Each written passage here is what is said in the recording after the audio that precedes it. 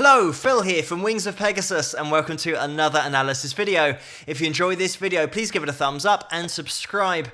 On the agenda tonight, we're going back to 1979. We're going to be taking a look at Jerry Reed and B.B. King, and they're going to be performing in The Sack from Jerry's album in 1979 called Half Singin' and Half Pickin'. But let's get these guys up on screen and see how they get on.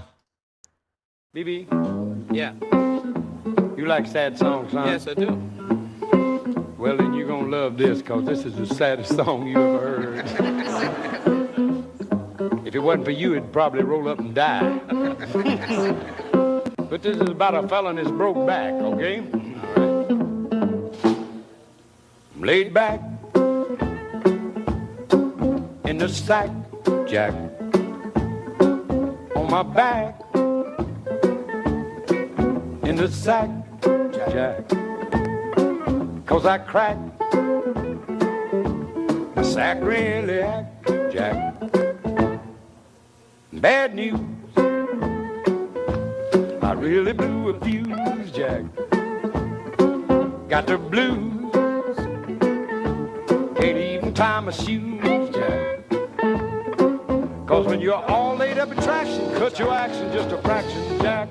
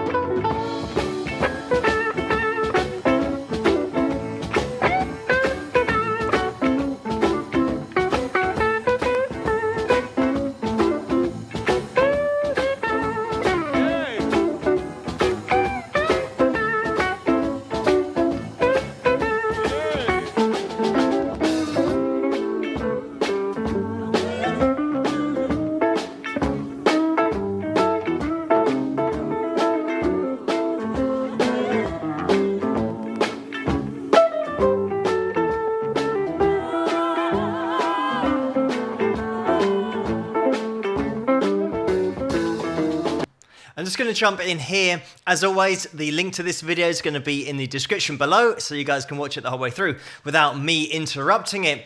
Getting into the playing on show here and the techniques that are involved, because Jerry Reed, one of those players who with fingerstyle and the way that he could play, I do have other videos on my channel with Jerry, I think playing with Chet Atkins as well, but the ability that he had to not only flat pick, but playing with those fingers, that fingerstyle that he could get down so well. Something that I did mention in the other video that I did on Jerry, where he had such a unique way of playing and picking that when Elvis wanted to do his cover of Guitar Man and he wanted it to sound exactly like Jerry played it, the session guys that he got in couldn't get it to sound the same because of the way that Jerry not only tuned his guitar, but just his general technique for picking with his right hand.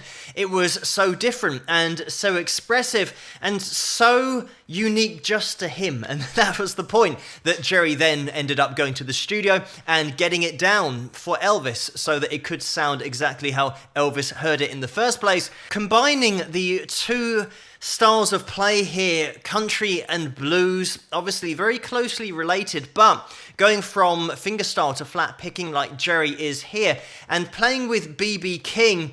B.B. has such a way of playing minimalist lead lines that sound so good, and Jerry is replicating B.B.'s playing here by keeping it in the same mood, the same feel.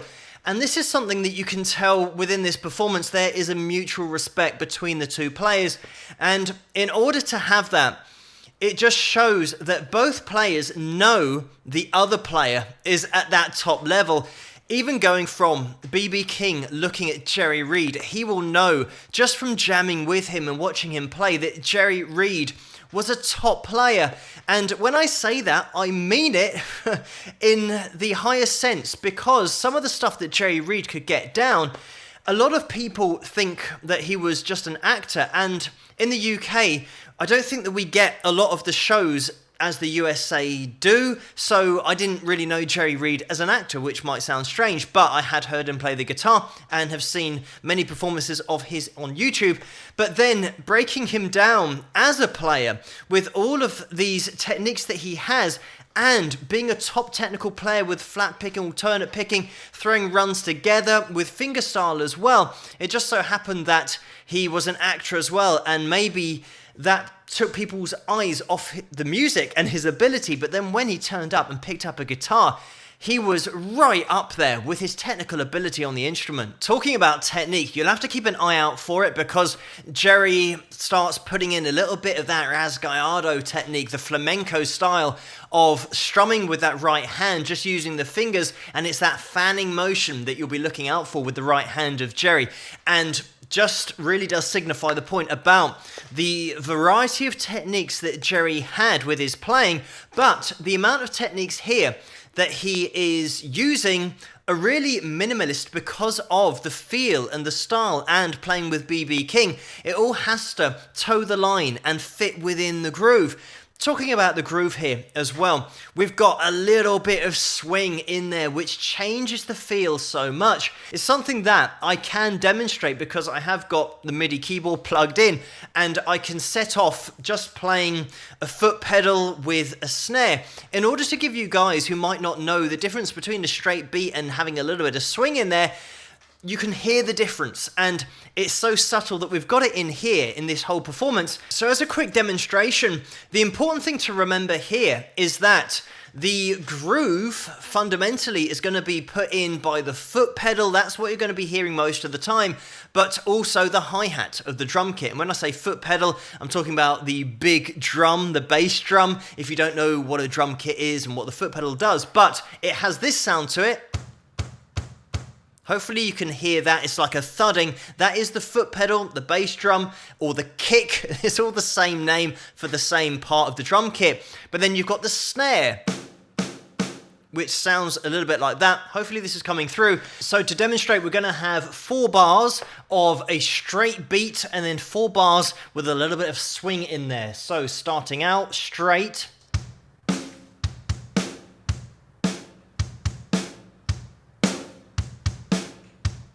And now changing to swing.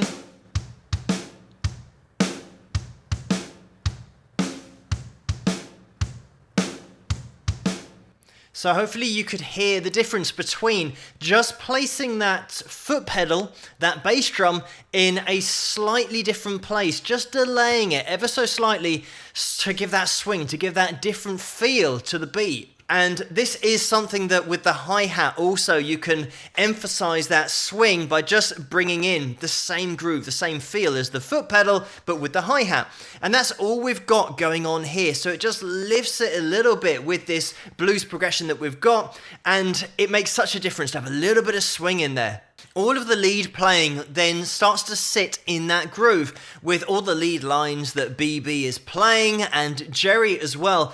Mostly taking care of the rhythm here, Jerry, because B.B. King famously didn't play a lot of chords, a lot of rhythm. He just jumped in for those lead lines.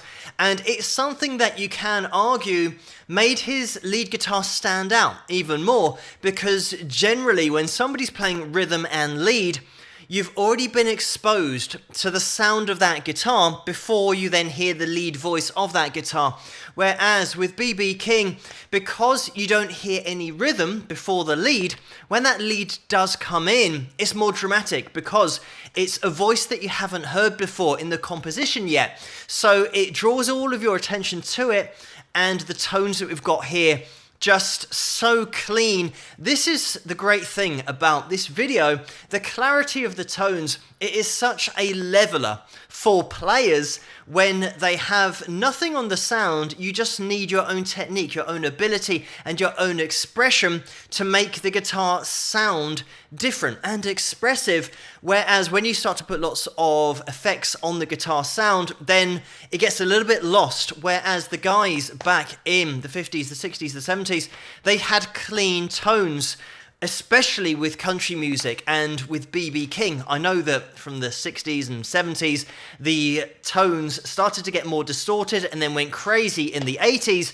But this really clean tone means we just get to hear the technique on the fretboard and the expression and personality of each player individually. The way that Jerry throws in that minimalist lead work really complements what B.B. King's playing, and that's why this works so well, because everybody's on the same page, nobody's trying to show off and see how many notes they can play in a second, and B.B. King is the classic example of that, just being so restrained with his playing and pretty much staying in the same location for long periods of time in terms of the pentatonic shapes that he uses in the blues scale. And when I'm talking about a pentatonic shape and the minor pentatonic, we're just talking about 7 notes, and that's all it is. And then once you've gone from your root note to the octave, which is 8 notes higher, you're then just spending the same time on the same notes again, but an octave higher. So B.B. King just stays in that same location, just does a little bluesy bend, and then he might throw in a little bit of major scale, major pentatonics, but it is so minimalist. It's all about his vibrato and the expression and the fact that he doesn't need to throw in a lot of notes because he just plays how he plays. And it's something that I say on this channel all the time about people that are out there learning to play the guitar, or if you've been playing for a long time and you're getting bogged down with the technical aspects of playing.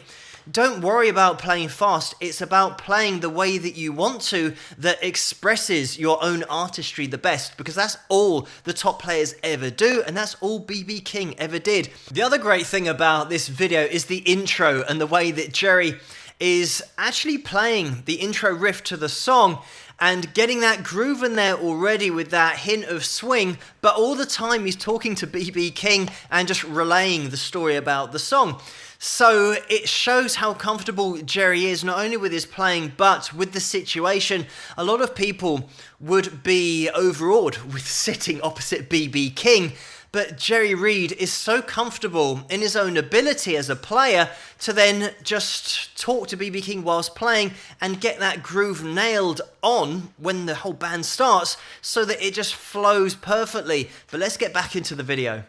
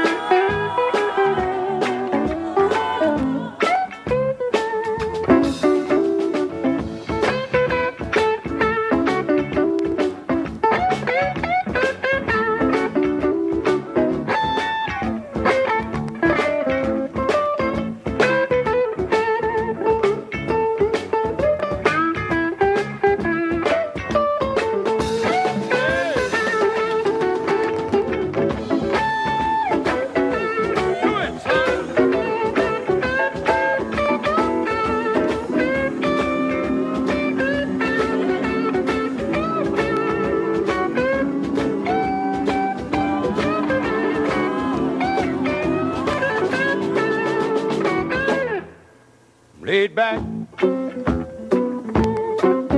the sack, Jack, on my back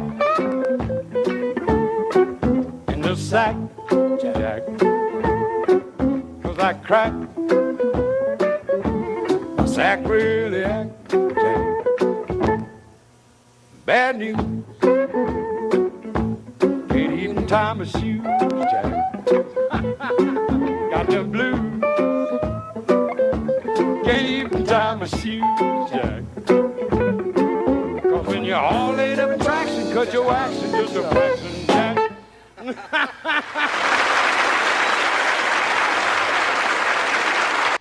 And there we have it. And that ending where Jerry Reed has a little laugh because B.B. King obviously wasn't quite sure that it's going to end, just played a note, or alternatively, B.B. King wanted the last note and he just put it in there at the end. Maybe that's why Jerry laughed. But the other thing about this performance is the subtlety of the dynamic changes. When you're looking out for that lift that we had in that solo section when we resumed the video, going into double time with the hi-hat, and also bringing in more of that foot pedal, that bass drum, is something that's going to start moving the track along even more with that double time on the hi-hat. It's always going to happen, but it still has that groove in there, that swing. As I said, you can accentuate that on the hi-hat as well as the kick to really get things moving along like we had there. Quick shout out to Kenny Penny, who also had a lead guitar section in there, really keeping the mood of the performance with Paul Franklin on pedal steel guitar, who also had a solo. And that pedal steel guitar, you can't beat that sound with that slow, wide vibrato, so well played. And this is the great thing about this performance as a whole, and the band as a whole. We have got female backing vocals coming in as well. They just add so much. But everybody's on the same page here and are so restrained with the playing so that there is so much headroom in the sound. Every instrument has its place and it stands out. Another thing you'll notice is the way that B.B. King is always just tweaking the volume on his guitar. Is something that he did all the time to take that tone from a slightly more aggressive sound. We haven't got a whole heap of distortion on the sound, but just to get a little bit more gain and attitude to the sound, and then just roll it off when he wants it to be more subtle. It all starts with that rhythm section, the drums and bass being ultra tight, and we have that here with Richard Shook on bass and Paul Cook on drums. It's great to have a look at a performance like this that is so stripped back but so well executed because of the amount that isn't in there. The amount of breathing space we've got to appreciate the musicianship is a rare thing with other songs and performances that have so much going on. And it tends to be the norm nowadays that live performances have so much in the mix.